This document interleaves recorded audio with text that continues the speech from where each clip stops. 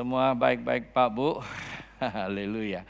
Sebelum kita sama-sama dengarkan firman Tuhan, izinkan saya untuk menyapa buat Anda yang kali pertama hadir dalam ibadah ini. Selamat datang, Anda bukan orang asing di tempat ini.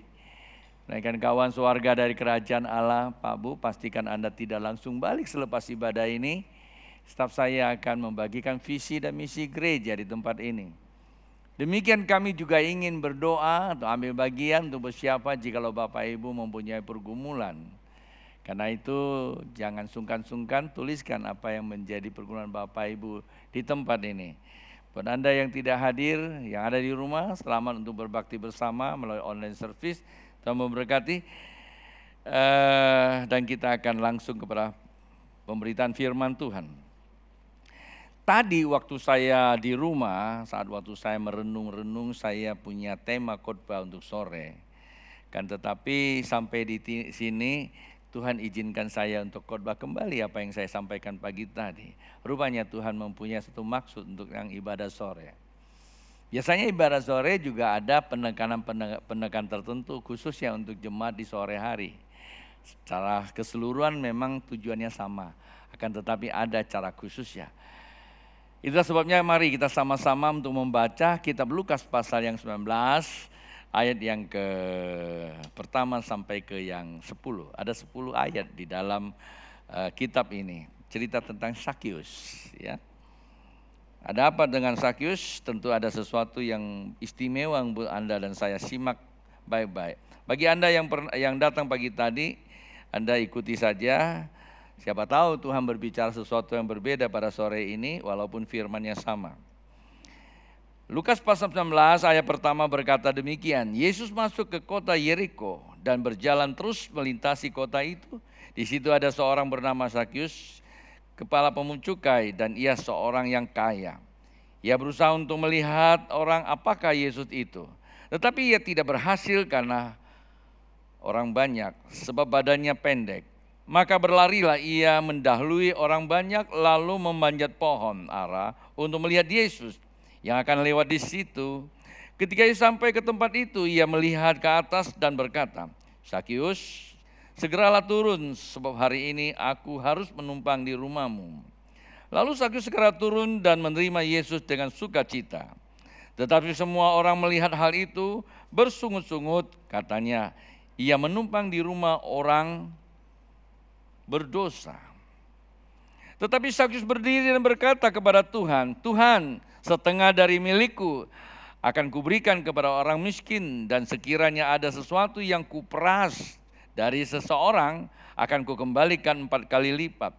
Kata Yesus kepadanya, hari ini terjadi keselamatan kepada rumah ini, karena orang ini pun anak Abraham. Sebab Anak Manusia datang untuk mencari dan menyelamatkan yang hilang. Sama-sama katakan, amin. Ayat yang ke-9 itu merupakan bagian perenungan kita. Di situ ada ada 2 kalimat yang menunjukkan apa yang menjadi tema saya. 2 kalimat, satu kesatuan. 2 kalimat perkataan orang percaya. 2 kalimat. Jadi selalu 2 kalimat itu ada hal-hal yang menentukan. Selamat menjadi anak Abraham, artinya keturunan Abraham. Dan ini Tuhan loh yang ngomong, bukan saya loh. Kita mencatat. Seringkali kita orang Kristen mempunyai satu pemahaman, percaya kepada Yesus menjadi keturunan Abraham. Dan memang Rasul Paulus pernah mencatat. Dari mana itu muncul? Tentu ada dasar kebenarannya. Nah, dasar kebenaran salah satu, masih banyak tentu pembuktian firman Tuhan mengatakan orang yang percaya kepada Yesus, dia adalah anak atau keturunan Abraham.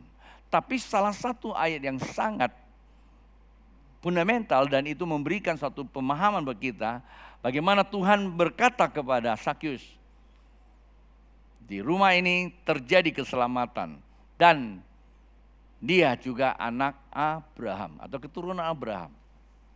Tuhan Yesus yang berkata seperti itu. Dan pertanyaannya bagaimana Sakyus bisa mengalami hal seperti itu? Dan ini yang perlu Anda dan saya ketahui. Supaya kita orang yang percaya Yesus Kristus Tuhan Dan kita juga tahu bahwa kita keturunan Abraham. Nilai-nilai apa yang harus kita hidupi. Bagaimana cara kita untuk menjalankan kehidupan ini, itu yang terpenting kan. Sehingga kekristenan kita bukanlah hanya sebagai ikut-ikutan, tetapi kekristenan kita merupakan suatu kebenaran yang memeteraikan kehidupan kita. Manakala ada hal-hal yang selama ini menyekat kita, membuat kekristenan kita pertumbuhannya itu terbatas, seperti loyo-yo, naik turun. Dan saya berdoa, ketika firman Tuhan ini dibukakan buat kita, terjadilah suatu transformasi. Alkitab katakan kebenaran itu memerdekakan. Kalau saya meletakkan ini sebagai tema, transformasi. Jadi terjadi transformasi hidup. Pertanyaan saya, seberapa Bapak Ibu merindukan ada suatu perubahan hidup? Lambaikan tangan, hidupnya mau berubah, Pak Bu. Kalau hidup kita tidak berubah, maka kehidupan kita menjadi biasa-biasa. Anda suka tidak suka, perubahan itu sudah menjadi kepastian. Apa sih yang pasti dalam hidup ini? Cuma satu, perubahan. Dan apa yang berubah? Waktu kita berubah, kehidupan terus berubah. Anda tidak buat apa-apa, diam juga berubah. Anda di rumah diam aja. 10 tahun, 20 tahun lagi berubah. Berubah jadi apa? Jadi tua. Itu udah pasti kan? Tapi kalau Anda mengambil sebuah keputusan untuk ubah hidupmu, hidup baru. Yang pria udah tahu umurnya 20, dia sudah tahu bahwa apa tanggung jawabnya. 21, 22, 23, dia tahu apa yang harus dipersiapkan. 24, 25, 27, dia tahu apa yang harus dia lakukan. Itu sebuah tindakan untuk berubah hidupnya. Dan akhirnya dia berubah hidupnya. Disebut apa? Hidup baru. Selamat menempuh hidup baru. Ya toh? 10 tahun kemudian, tahu-tahu dia dipanggil apa? Papi dan Dedi. Kan itu perubahan kehidupan. Kalau Anda tidak buat apa-apa, waktu berjalan, Anda jadi tua, itu tetap. Anda suka tidak suka, itu pasti akan terjadi. Itu namanya perubahan kehidupan, itu dinamika. Itulah sebabnya saya mendorong Bapak Ibu untuk memahami maksud pemberitaan firman Tuhan malam ini. Ada kabar baik buat Anda dan saya. Apa itu kabar baik? Kabar baik itu perubahan terjadi karena kita memiliki hidup, itu aja. Kenapa? Karena Yesus datang untuk menyelamatkan Anda dan saya. Yang pertama Anda harus ketahui, apa yang diselamatkan? Itu kabar baik. Injil itu adalah kabar baik. Kabar baik adalah apa? Kabar baik bahwa Anda dan saya diselamatkan, Anda memiliki hidup itu kembali. Kenapa? Karena pada mulanya nenek moyang kita telah buat kesalahan. Oleh karena kesalahan itu mengalami kematian. Kematian apa? Kematian hidupnya itu kata kau akan mati manakala engkau makan buah pengetahuan. Apa yang mati? Kehilangan hidupnya. Hidup yang benar itu. Hidup yang bersama dengan Tuhan itu. Hidupnya Tuhan itu tidak lagi di dalam dirinya. Hidupnya Tuhan itu adalah terkoneknya dia kembali kepada Allah. Nah, bagaimana Sakyus bisa mengalami hidup itu? Yang dikatakan terjadi keselamatan di rumah ini. Terjadi keselamatan di rumah ini artinya ada hidupnya kembali. Karena kita tahu bahwa Alkitab katakan saat waktu Yesus melihat Sakyus di atas, dia katakan Sakyus turun. Aku ingin numpang di rumahmu. Yesus ingin masuk di dalam kehidupan kita. Ketika Yesus masuk di dalam hidupnya kita, maka hidup kita berubah. Bukan lagi kita seorang diri yang hidup kata Alkitab. Dia yang hidup di dalam kita. Lalu yang kita hidupi di dalam daging, kita hanya hidup percaya kepada Dia untuk membawa kepada masa depan yang penuh pengharapan. Amin. Dan tiap kita terkadang hidupnya sulit untuk mengerti tentang masa depannya. Tanda kutip seakan-akan tidak punya pengharapan. Akibatnya apa? Akibatnya menyanyiakan perjalanan kehidupan ini. Kadang-kadang kita berpikir bahwa kalau saya jalankan, kalau saya salah saya bisa balik lagi. Mimpi itu namanya. Hari ini kita lewat, besok datang hari Senin. Dengan ilmu apapun Anda tidak bisa kembali kepada hari ini lagi untuk memperbaikinya. Kalau hari ini kita tetap tidak mau berubah hidup kita, sampai besok kita seperti itu saja. Oleh sebab itu, kata hidup kita penuh pengharapan itu dimulai dari perubahan. Perubahan apa? Perubahan yang Tuhan berikan kepada kita itu adalah keselamatan. Itulah sebabnya pagi tadi saya memberikan gambaran kepada kita. Bung, ingat keselamatan harganya mahal. Ya, keselamatan itu bukan murahan. Dan Alkitab katakan kepada Sakyus, di rumah ini terjadi keselamatan. Kalau saya boleh pinjam kalimat ini, tepuk kiri kananmu, Anda sudah diselamatkan. Bilang, Anda sudah diselamatkan. Tapi bilang sama dia, harga keselamatan itu mahal. Harga keselamatan bukan kita punya uang ke pasar lalu kita beli, tinggal kita pilih berapa kilo kita bawa pulang. Itu terlalu murah Pak Bu. Keselamatan yang dikerjakan oleh Kristus itu adalah kematian anaknya di atas kayu salib. Anda sulit untuk membayangkan bagaimana kematian Kristus itu sampai itu betul-betul berakar di dalam hati kita. Itu menjadi jeritan kita. Siapa itu? Mike Gibson ya. Dia coba untuk menggambarkan membuat sebuah film, The Passion of Christ. Film itu banyak orang diberkati. Karena apa? Karena begitu tajamnya dia menggambarkan bagaimana penderitaan Yesus waktu dirajam. Tapi beberapa tokoh Alkitab, beberapa teolog mengatakan Mel Gibson itu masih terlalu sopan dia, tidak berani mengeksplor lebih lagi. Sebab apa? Peristiwa yang dialami Tuhan Yesus harusnya lebih daripada itu. Tapi kalau itu diperlihatkan semuanya, waduh, menurut beberapa pengeditnya itu rasanya memual waktu dia melihat film itu.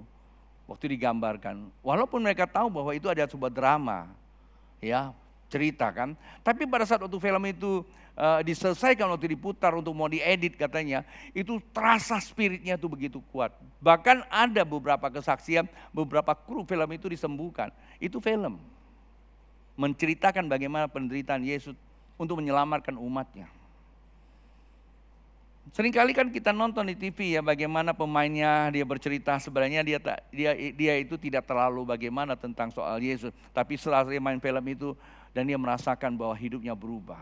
Ketika hidupnya berubah, kehidupan yang menjadi sebuah perubahan yang jadi berkat. Itu keselamatan yang dikerjakan oleh Tuhan Yesus. Kita sulit membayangkan kenapa? Yesus biasa hanya diperankan di Paskah, disalibkan. Lama-lama kita jadikan itu sebuah drama aja. Tidak melekat gitu. Coba sekali-kali kita membayangkan keselamatan itu bagaimana sih. Sehingga buat kita itu bisa meresapi. Jiwa kita bisa melekat kepada keselamatan itu. Nah itu membuat sebuah perubahan hidup kita. Beda sekali. Nah karena itu saya pagi tadi saat waktu saya mau nyampaikan firman Tuhan ini. Saya semalam saya nonton satu film namanya Most, M-O-S-T. Itu film bagus sekali, tapi pendek banget. Ya, Anda bisa klik aja di YouTube mungkin ada itu filmnya. Itu diceritakan seorang bapak petugas pengawas rel kereta. Ini bukan rel kereta biasa, ini rel kereta jembatan. Jembatan ini ada rel keretanya, kemudian jembatan ini sungai yang bisa diliwati oleh kapal. Sehingga kalau kereta mau liwat, jembatan itu dalam keadaan normal. Tetapi kalau kapal mau liwat itu mesti diangkat. Diangkat dulu, kapal liwat turun lagi, kereta baru liwat. Ini luar biasa. Petugasnya juga harus betul-betul yang konsen, tidak boleh sembarangan. Bagaimana mungkin jikalau kapal liwat lalu terangkat kereta liwat, itu bisa jadi masalah. Atau kalau kereta liwat, kapal juga mau liwat, tabrakan juga kan. Ini harus betul diatur secara baik gitu. Nah, satu hari bapak ini mungkin karena udah jenuh, seringkali bertugas sendirian, satu hari dia bawa anaknya, anak kesayangannya. Sampai di situ anaknya disuruh main-main di sungai, pancing. Biasanya kan anak kan suka mancing tuh. Mancing saja lah nak. Lalu dia mulai bertugas, dia naik ke menara kontrolnya dan tiba-tiba ada calling bahwa ada kapal mau lewat. Biasa itu nggak ada anehnya. Begitu calling datang, ya sudah pencet saja tombolnya, terangkat itu jembatan. Kapal liwat. Karena masih pagi, masih awal. Ya kan? Nah bapaknya pikir biasa begitu, udah ada kereta liwat, udah terangkat, kapalnya masih jalan. Lalu dia periksa sana, periksa sini, ngebersih sana, bersih sini. Rupanya dari kejauhan anaknya dibawa lihat ada ngebul asap kereta bakal liwat. Sementara jembatannya belum ditutup, belum diturunkan. Anaknya teriak kepada bapaknya, "Pak, kereta mau lewat." Bapaknya nggak dengar, kenapa? Mesin kapalnya kencang banget kan, berisik. Jadi dia asik saja ngebersihin. Udah begitu rupa anaknya jadi mengambil inisiatif mau nolong bapaknya untuk turunkan jembatannya kan, supaya kereta bisa lewat. Dia coba panjat ke atas, masih anak kecil. Mungkin umurnya sekitar 10 kali ya. Ada terlalu banyak hal belum sanggup dikerjakan, tapi inisiatif biasanya anak itu ada. Waktu dia masuk ke dalam ruangan, ya, dia coba mau tarik tusnya, ya, untuk turunkan jembatannya. Rupanya dia pegang salah, orangnya malah yang jatuh ke bawah.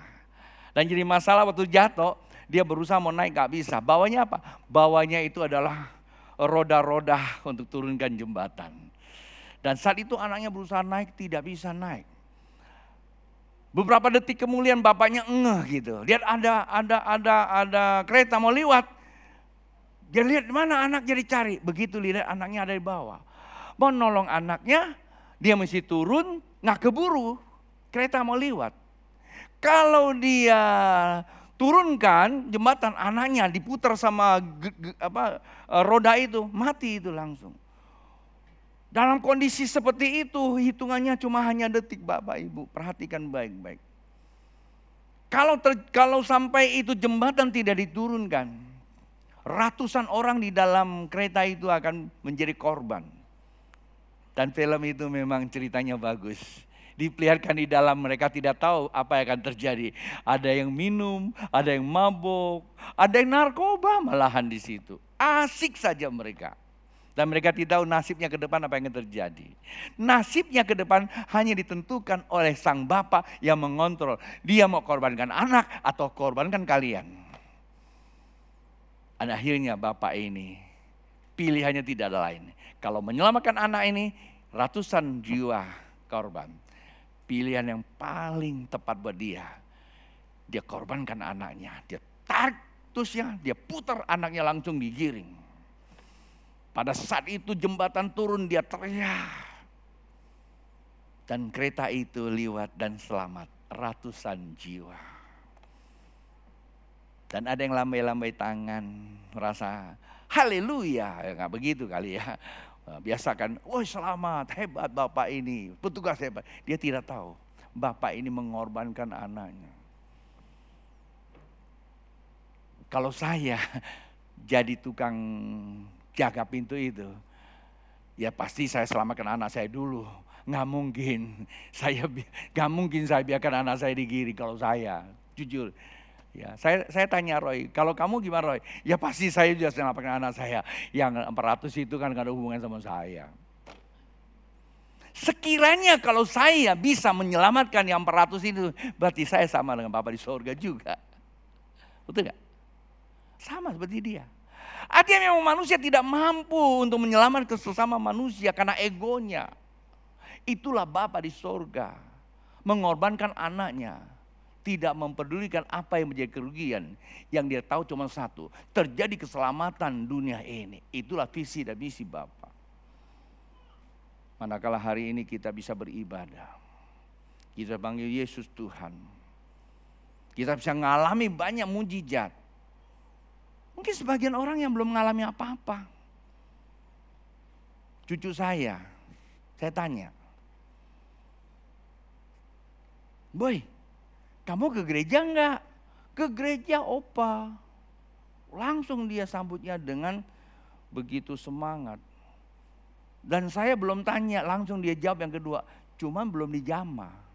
Cuma enggak dijamah sama Tuhan." Saya bingung juga, kok dia jawabnya nggak dijamah Tuhan. Saya tanya kenapa? Habis saya ngeliatin cece saya. Karena kakak-kakaknya dijamah Tuhan, jadi dia pelototin gitu. Dia nggak sempat konsentrasi. Ya kalau Anda memang sibuk lihat sana lihat sini, orang jadi kebingungan buat Anda tidak dijamah Tuhan, bukan berarti Tuhan tidak ada. Keselamatan itu mahal harganya untuk setiap orang yang mengalami. Bisakah kita rendahkan hati kita, mengakui Yesus Kristus bekerja dulu, sekarang akan datang, belum pernah berhenti. Jikalau kita bisa menghargai Pakmu di mana saja, kapan saja ketika engkau memanggil nama Yesus, niscayalah kecepatan Tuhan dan ketepatan Tuhan tidak akan membuat kita sampai kecewa. Bukankah kita berkata pengharapan kita tidak mengecewakan? Itu nilai keselamatan yang Tuhan kerjakan. Oleh sebab itu, kabar yang baik buat Anda dan saya, bahwa kematian Yesus di atas kayu salib itu menyelamatkan, memberikan kita hidup yang baru. Karena itu dia berkata, aku datang memberi hidup. Kedatangan Tuhan Yesus ke dunia ini itu bertolak belakang dengan setan. Jadi kalau saya boleh katakan ini hukum terbalik ini. Setan datang untuk membunuh, mencuri, membunuh, dan membinasakan. Itu setan. Pagi tadi saya singgung sedikit di akhir zaman ini cara iblis bekerja juga cukup licik dia. Beberapa persekutuan-persekutuan yang depannya dengan label gereja, tapi dalamnya nyatanya penyesatan. Gereja apa itu? Ya seringkali dibilang gereja setan sih ya. Tapi kan kadang-kadang kita tidak tahu gereja setan modelnya apa. Dan ada salah satu anak Tuhan yang tersesat ke dalamnya, dia bercerita. Dia berbagi bagaimana dia mengalami penyesatan itu. Karena dia tidak mengalami jamahan Tuhan di gereja. Pelayanan lah loh, seorang pelayan loh. Karena lama-kelamaan karena tidak mengalami sentuhan kasih Tuhan. Saya kadang berpikir begini, ada terlalu banyak kita itu pengen mengalami sentuhan Tuhan itu seperti Tuhan itu kayak api gitu. Datang tiba kita bakar hangus, oh ya saya udah dibakar sama api. Itu namanya kecelakaan. Atau mungkin seperti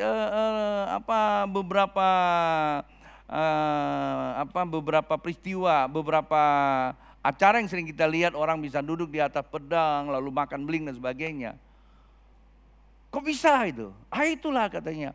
Kalau saya sudah bisa begitu berarti Tuhan ada. Dan itu kerasukan namanya. Tuhan kan tidak seperti itu. Kata kuncinya Tuhan itu iman. Jikalau engkau percaya kau lihat kemuliaan Allah. Lihat kemuliaan Allah itu dimulai dari hati kita. Allah tidak memaksa kita untuk memuliakan Dia. Allah menggoda kita, iya. Allah menggoda kita, itu bahasa saya ya. Alkitab tidak katakan begitu. Allah memperlihatkan dirinya supaya kita itu jatuh cinta. Karena Allah itu ganteng sekali. Allah itu ganteng karena film ya. Allah tak berwujud. Tapi di belakang Yesus itu di gambar film itu luar biasa. Pria sejati yang mana ada lagi pria seperti itu. Anggunnya, bersahadanya, bijaknya, senyumnya. Aduh mana tahan. Saya bukan seorang wanita, saya aja tertarik. Bagaimana kalau wanita? Kira-kira gitu loh ya. Kenapa Allah buat seperti itu Yesus? Supaya ada cinta yang kita bisa kobarkan untuk Dia. Dari sanalah kita bisa mengalami yang namanya energi kasihnya. Sehingga kita bisa lakukan sesuatu bukan karena kita dirasuk, tapi karena kita mau membalas cintanya. Kita menyembah Dia karena kasih. Karena ada hidup dalam diri kita. Apa yang hidup? Kasih Allah yang hidup. Sehingga kita bisa mengasihi. Kalau kita tidak memiliki yang seperti itu kita susah. Nah, Sakyus yang ngalami. Nanti pelan saya akan sampaikan. Ini yang pertama Pak Bu. Karena itu saya katakan Yesus datang itu bertolak belakang dengan setan. Kalau setan datang itu mencuri, membunuh, membinasakan. Tapi Yesus datang untuk apa? Yesus datang supaya kita punya hidup. Supaya kita punya hidup. Pak Bu, Anda hadir hari ini, adik-adik saya, atau di rumah. Kalau kamu belum merasakan Tuhan ada, dengar baik-baik. Saya seorang hamba Tuhan katakan, bukan berarti Tuhan saya tidak ada di tempat ini. Karena modalnya tidak perlu Anda tunggu sampai Anda rambutnya rontok baru Tuhan ada. Enggak. Tapi saat Anda percaya saja Tuhan sudah berikan.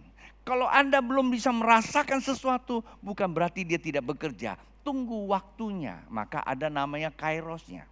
Waktu dalam proses dirimu, penyerahan sampai di mana, di situ engkau akan melihat Tuhan itu bekerja.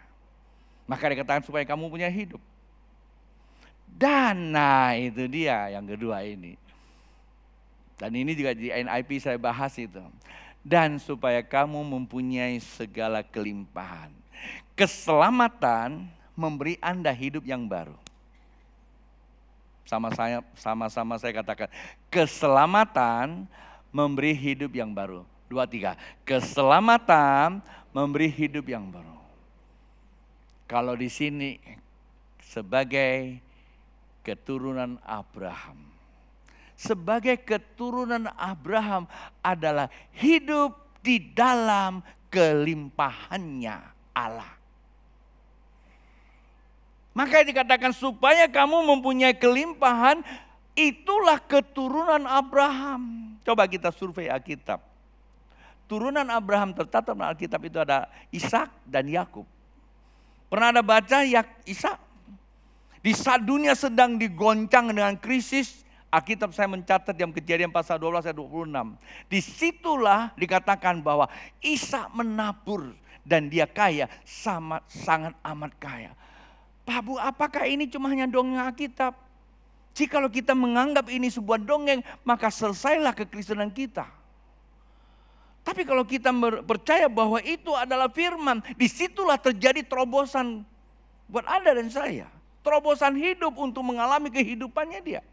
Saat kita percaya bahwa keturunan Abraham mengalami sebuah proses kelimpahan, maka disitulah kelimpahan kehidupan kita.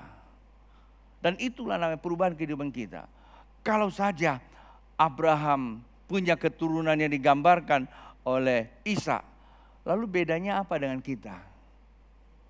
Kan Alkitab katakan dalam Galatia pasal ketiga 29, apa? Barang siapa yang dimiliki Kristus, itu mesti ingat tuh. Barang siapa yang dimiliki oleh Kristus, maka dia sebagai apa? Keturunan Abraham. Buat apa? Ya mewarisi perjanjian yang dimasukkan oleh Tuhan Yesus itu, hidup di dalam kelimpahan.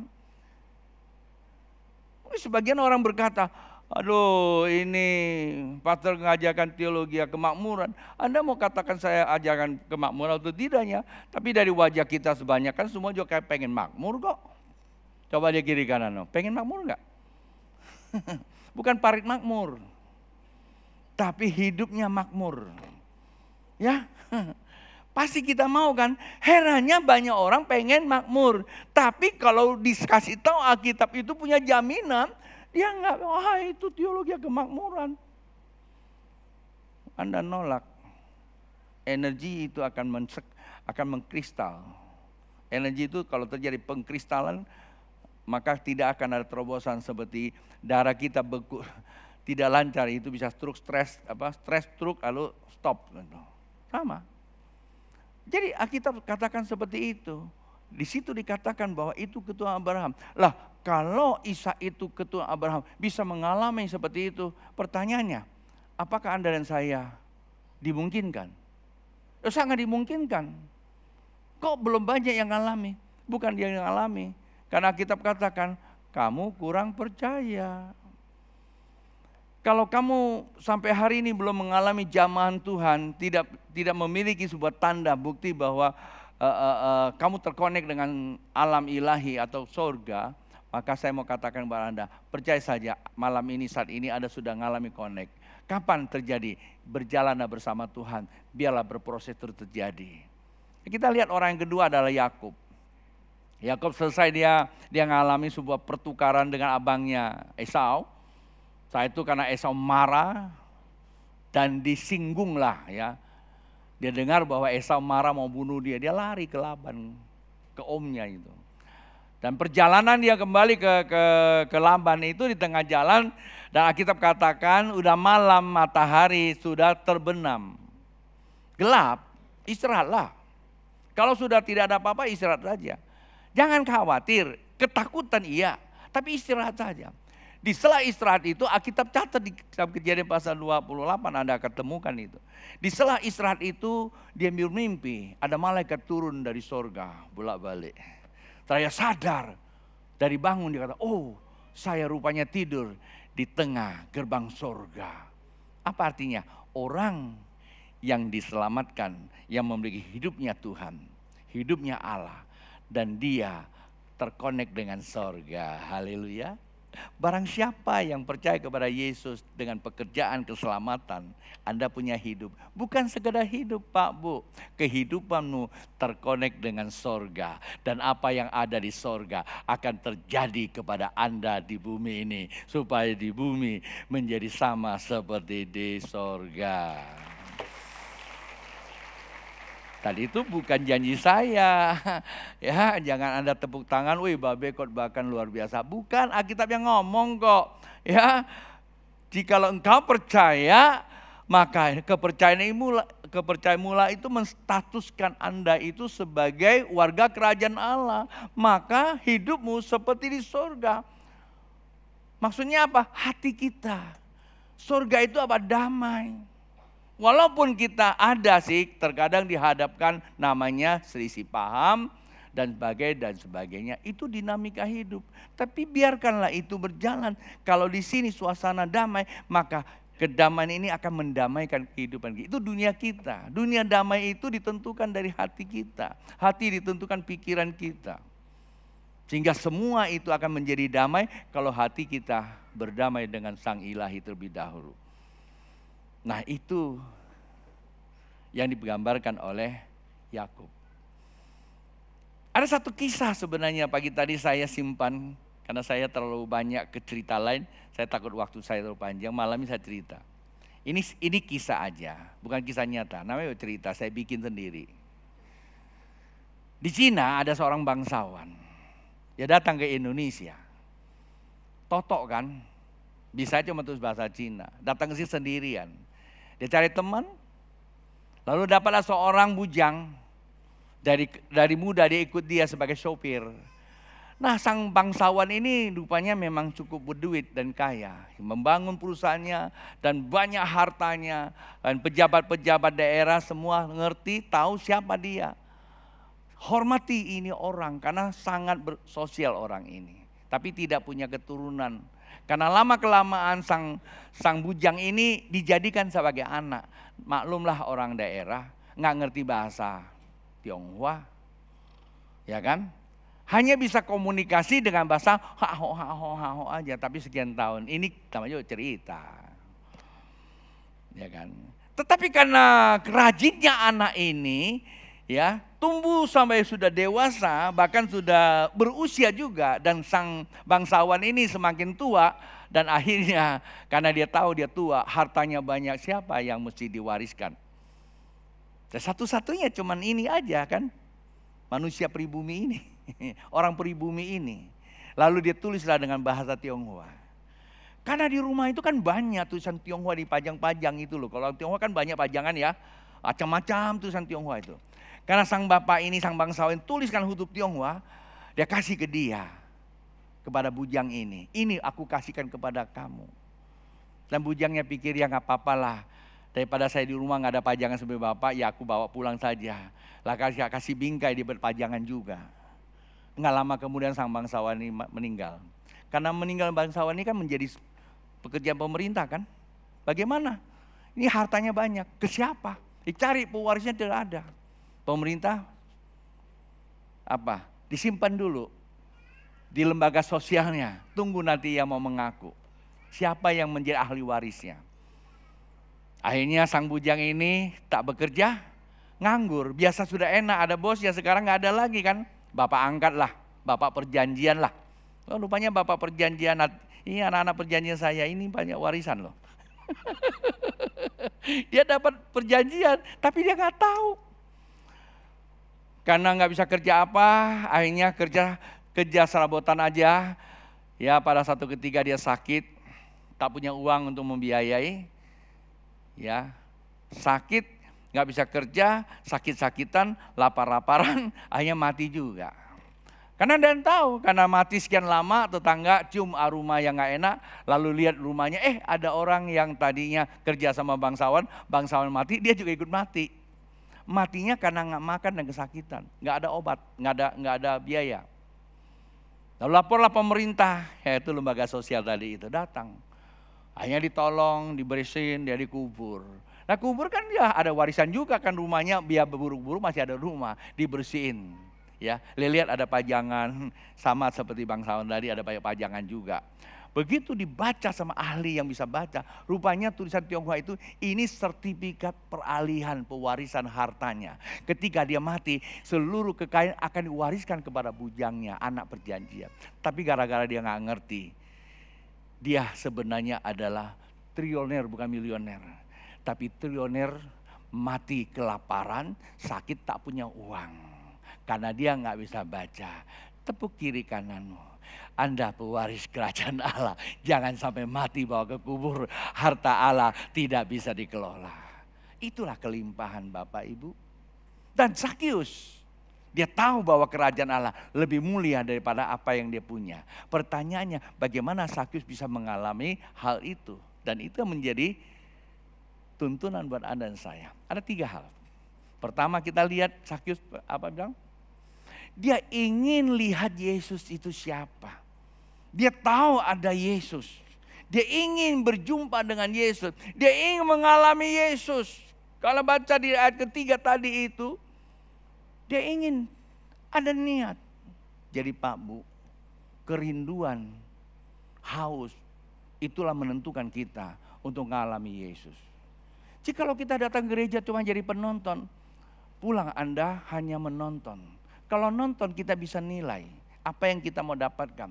Tapi kalau rindu untuk berjumpa dengan Tuhan, kita nggak bisa nilai. Hanya berserah sepenuh hati kepada Dia. Dan Zakius tidak memandang dirinya siapa. Dia kaya. Walaupun Alkitab katakan dia pendek dan dia orang berdosa. Tapi itu tidak diperhitungkan. Yang penting aku punya niat ketemu dengan Tuhan. Yang pertama apa? Punya niat. Anda harus punya hasrat. Punya kerinduan yang dalam. Lagunya Andi itu bagus.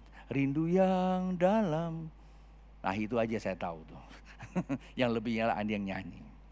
Ada kerinduan Pak Bu. Supaya kita ngalami Tuhan itu ditentukan hati Anda.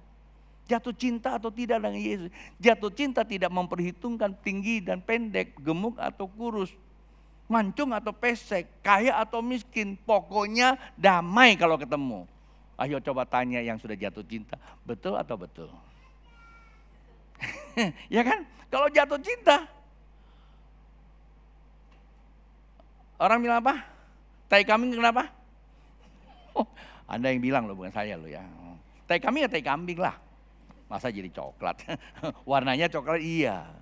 Ya, orang bilang cinta itu buta, kayaknya sih bukan buta. Cinta itu membuat kita ada kesenangan, ada ketenangan, kesenangan. Nah itu namanya dari hati. Kalau Anda datang ke sini punya satu fokus, saya sedang dipanggil Tuhan untuk datang sini untuk ngalami Dia. Dan itu yang penentuan. Dan yang kedua, dia apa? Dia berusaha manja ke pohon. Karena dia punya niat. Pak Bu, terkadang kita punya niat ketemu Tuhan, ngalami zaman Tuhan, datang ke gereja. Tapi kita gak mau berusaha. Kita liatin tuh pemusiknya, ganteng juga pemusiknya ya, mainnya sampai, ya pemusik sih gak bergaya di sini. Penyanyi biasa gaya. Haleluya. Itu. Tapi ya gak apa-apa lah. Yang saya lagi peragakan bukan sini semua bagus-bagus. Yang sana. Di mana? Singapura. Ya, nggak apa-apa sih. Ya, tapi kalau yang atas bikin macam-macam, Anda jangan macam-macam. Terus ketemu yang di atas lagi, yang botak lagi, yang nyanyi, botak banget orang. Jangan, biarkan botak juga orang kok. Ya, nggak usah urusin yang di atas, urusin hati kamu. Usaha apa? Usaha dia memanjat ke pohon untuk lihat Tuhan. Saya punya pengertian kata yang pertama adalah niat hati untuk ngalami Tuhan. Yang kedua, naikkan iman kita. Dia naikkan dirinya ke atas lihat panjat pohon. Pohon itu adalah hal-hal spiritual. Naikkan iman kita terhadap spiritual. Pekerjaan Tuhan. Anda lihat anak-anak muda ya. Anak-anak remaja yang melayani. Itulah pekerjaan Tuhan. Itulah, jadikan itu sebagai wadah naikkan iman. Mereka ambil bagian pelayanan. Saya hampir ngilu tahu kan ngilu. Saya ngebayangin mereka itu. Kita 10 malam di sini. Tadi kesaksian satu satu anak itu mantap. Itu saya pikir begini, terus apakah nggak pegal gitu tiap hari? Ya kita haleluya, kita aja bisa duduk. Ini dia 2 jam begini terus, itu tangan pulang sampai mamanya. Itu tangan kenapa? Oh kena urapan, bukan. Sakit manusia kok. Dia latihan. Ya, orang datang jam 5, jam 2 mereka sudah kumpul di sini, saya kaget. Satu hari saya datang ke sini, saya bawa makanan mau buat ya sekali buat mereka juga sih sebenarnya, buat bendera. Sudah muncul di sini jam 2, acara jam 5, dia udah di sini. Mau latihan dan sebagainya. Mereka tidak tahu dan tidak mau tahu apa yang dituntut, yang tahu cuma apa yang dapat diberi. Itulah sedang membangun tingkat iman mereka. Maka nggak heran mereka rata-rata dijamah Tuhan. Ya anak-anak remaja, anak yang umur 10 tahun.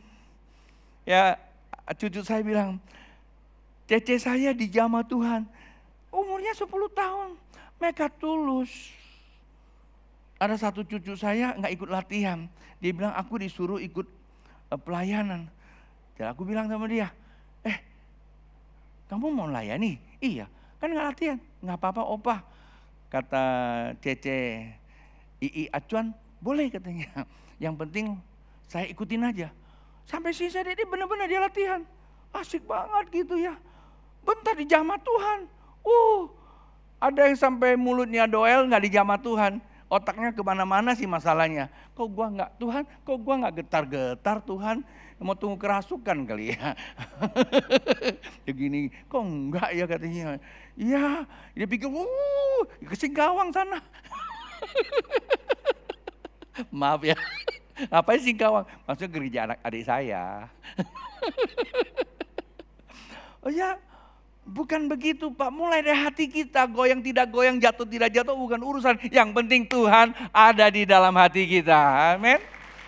Itulah pekerjaan yang menaikkan status kita punya iman. Yang terakhir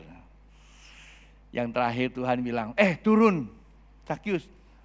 Dan Sakyus tidak berkomen, langsung turun dia. Pak Bu, terkadang kita punya kerinduan, iman kita naik, kita bisa mencapai status, tapi tidak akan bertahan lama. Saya ingat Rudi Hartono pernah ngomong begini sama kami. Untuk menjadi seorang juara, nggak sulit sebenarnya.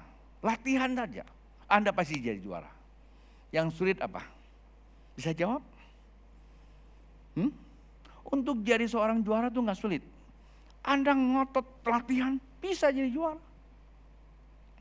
Yang sulit mempertahankan Anda sebagai seorang juara.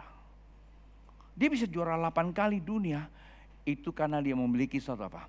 Memiliki karakter pemenang. Karakter pemenang itu penting sekali. Karakter pemenang itu bisa menghargai orang lain. Nah, pada saat waktu dia di atas, Tuhan turun. Dia turun. Perhatikan, kerinduan seseorang, dia akan berproses naikkan iman. Yang kedua, bukti seseorang punya iman, dia rendah hati. Orang yang rendah hati sangat menghargai sesamanya. Seburuk apapun yang dirasakan atau dilihat, dia menghargai. Karena bagi dia, dunia nggak ada yang buruk. Kalau dia punya pikiran Tuhan, yang buruk bisa menjadi baik. Dan itulah orang yang rendah hati. Maka pada saat waktu dia berubah, dia bilang sama Tuhan, akan kupersembahkan setengah yang kumiliki. Saya kaget. Gereja ngajarkan 10% bayar perpuluhan. Tapi kasih Tuhan bukan 10%, setengah. Bilang sama samping kiri, setengah loh. Setengah, gocap hun. Gocap hun. Bukan itu aja gocap hun. Tapi apalagi kalau ada yang kuperas, Nyak tadi sedikit berdebat sama saya. Kalau peras itu kan kayaknya dirampas. Iya. Kalau janji nggak bayar termasuk ngerampok saya bilang. Hanya bahasanya beda. Nggak bayar. Tapi sama juga hak orang. Apalagi kalau perpuluhan nggak bayar, itu perampasan. Apakah ada hukum dalam Alkitab? Nggak usah pakai hukum-hukuman. Kita pakai tenggang rasa aja lah. Gitu loh kan. Dan orang yang rendah hati clear. Kenapa? Dia berstatus anak kerajaan. Nah kalau saya ngomong gini semua diem. Cool. Hadir Allah terasa. Terasa banget sentuhannya. Ke hati dan ke dompet. Enggak, aku cuma cerita Alkitab. Kalau Bapak Ibu terasa punya masalah, selesaikan dengan Alkitab, bukan sama saya. Tuhan memberkati, mari bangkit berdiri. Saya tahu wilayah ini cukup hangat. Mari Pak Bu naikkan tanganmu, kita berdoa. Ya Tuhan, ku percaya.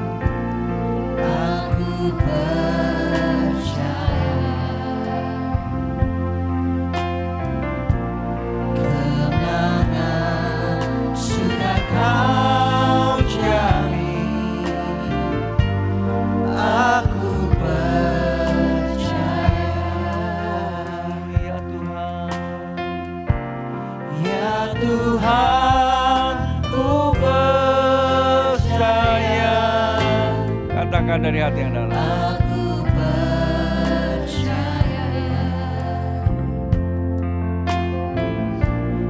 lewati lembah air mata. Aku percaya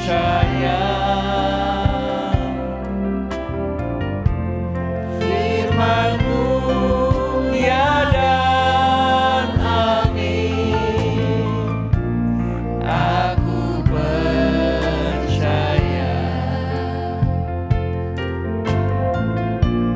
kemenangan sudah Kau jamin. Aku percaya. Aku percaya. Mari kedua tangan terangkat. Pak Bu, beberapa waktu yang lalu Tuhan bicara sama saya. Tony, Kau kujadikan sebagai alatku di tempat ini. Tapi engkau tidak perlu mempersuasi mereka. Maksudnya jangan mempengaruhi mereka dengan caranya kau. Tapi biarlah mereka mengalami berjumpa dengan aku. Dan saat itu saya mulai tidak terlalu mau. Kecuali kalau Tuhan yang suruh untuk saya doa tumpangkan tangan. Tetapi Tuhan katakan, karena aku sudah hadir, hadiratku sudah terbuka, dan aku siap. Jikalau mereka mengalami beban kehidupan, datang kepadaku, doa dan penyembahan. Maka saya istilahkan itu DP. Kalau Anda tingkatkan DP-mu, maka beban kehidupanmu akan ringan. Tingkatkan doa dan penyembahan. Sediakan, buka banyak peluang buat mereka. Dua hal ini saja. Maka di gereja ini ada begitu banyak yang kita sediakan buat setiap pribadi datang ke sini. Mengapa kita perlu bersama? Ada alasannya. Alkitab mencatat doa sendiri dengan doa bersama berbeda. Satu hari saya akan khotbahkan ini. Jikalau engkau mengerti, dan itulah tempat untuk kita naikkan iman kita. Saat waktu kita datang, jangan pikirkan apa yang akan ku dapat. Pikirkan satu, apa yang saya bisa berikan kepada Tuhan. Tuhan cuma minta satu, hati. hati yang tulus, maka pikiranmu terbuka. Hati yang tulus, ketika pikiran terbuka, jiwa kita sehat, tubuh kita kuat menghadapi tantangan kehidupan. Kecerdasan kita mulai dikaruniakan. Setiap eksekusi yang kita putuskan, setiap keputusan untuk kita mengeksekusi sesuatu, cepat dan tepat. Tujuannya apa? Tujuan Tuhan dipermuliakan. Karena itu saya dorong Bapak Ibu di tempat ini. Setiap waktu kau datang, hargailah kasih karunia keselamatan itu. Harganya mahal. Jikalau Anda mengambil keputusan untuk berjemaat di tempat ini, keselamatan yang Tuhan berikan buat kita yaitu bersekutu. Waktu kita datang bersekutu, inilah yang kita bayar. Bayar apa? Bayar keselamatan Tuhan. Tuhan tidak minta banyak, Tuhan hanya minta kita menyembah Dia. Tujuan kita diselamatkan supaya kita hidup. Supaya kita hidup. Hidup ini adalah penyembahan kepada Allah. Ngapain? Supaya saat waktu kita menyembah Allah, berarti kita mengalami hidupnya Allah. Maka kehidupan kita mengalami perjanjian Abraham, yaitu hidup di dalam kelimpahan. Betapa nyaman sebagai anak Allah. Saat orang sedang krisis, kita menabur, kita akan teriak Kristus. Saat orang mengalami paceklik, kita mengalami apa? Penuaian besar. Saat orang mengalami kekosongan, sorga terbuka buat kita. Dan itulah anak Tuhan, keturunan Abraham. Mari tangan terangkat. Bapa, dalam nama Tuhan Yesus, hamba telah menyelesaikan firman-Mu. Hamba berdoa buat mereka yang hadir di tempat ini. Seberapa keyakinan mereka, seturut itulah Tuhan memperhitungkannya. Manakala mereka datang di tempat ini dalam keadaan bingung selama ini, belum tahu apa arahnya. Firman Tuhan berkata, jika engkau percaya saja engkau melihat kemuliaan Allah. Kemuliaan Allah akan membuka pandangan ke depan. Masa depan penuh pengharapan. Dan hamba berdoa buat seluruh jemaat Tuhan mengalami terobosan hidup yang baru, yaitu hidup yang memiliki kelimpahan yang dijanjikan Tuhan. Manakala yang datang dalam keadaan sakit, kuasa kesembuhan Allah lebih daripada pikirannya. Kuasa kesembuhan lebih cepat daripada pikiran mereka. Cepat dan tepat terjadilah proses pemulihan. Ketika mereka mengalami kelemahan-kelemahan lainnya, baik usaha pekerjaan, pelayanan, hubungan suami istri, hubungan persahabatan, seluruh sendi kehidupan terganggu oleh karena perjalanan waktu, maka kuasa Allah bekerja, terjadilah transformasi, pemulihan. Pemulihan itu terjadi membuat setiap mereka hatinya bergirang dan Allah dipermuliakan. Apa minta di dalam nama Tuhan Yesus, engkau tidak berlambat-lambat dan engkau tidak menahan apa yang menjadi janjimu kepada mereka. Aku berdoa di dalam nama Tuhan Yesus yang berkata, ya Tuhan,